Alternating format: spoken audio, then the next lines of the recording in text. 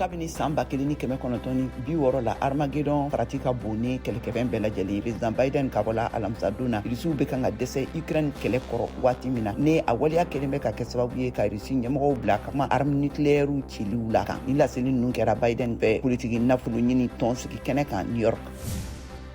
President Biden ye laseli kɛ alamisa na k'a fɔ ko ɲangili kiiri bɛ jamanaden minnu kan marijuana ko la ka kɛɲɛ ni foroba fanga sariyaw ye bɛɛ ka labila. Ɲɛmɔgɔ dɔw ye laseli kɛ kunnafonidilaw ye k'a fɔ ko a ɲɛ bɛ mɔgɔ 6,500 ɲɔgɔnna de kan. L'Amérique kɔkanko kotigi Anthony Blinken ye laseli kɛ alamisa na k'a fɔ ko $240 dɛmɛ kura bɛna na kɛ tungaladenw ani kɛlɛɲɛbolilaw ye. Las Vegas ka fɛrɛkɛnɛ dɔ senfɛ cɛlamɔgɔ dɔ ye natigɛmuru kɛ ka mɔgɔ 2 faga ani ka 6 ɲɔgɔnna jogi sani a ka minɛ lakanakɛlaw fɛ alamisa na polisi ka laseli la. Californie, Oregon, Washington ani Colombie-Britannique marakɛlaw ye bolonɔ bila kɛ bɛnkan gafe la ka baara kɛ ɲɔgɔn fɛ yaasa ka gaz kɔlɔlɔmaw waati yɛlɛmaw kan kɛlɛ.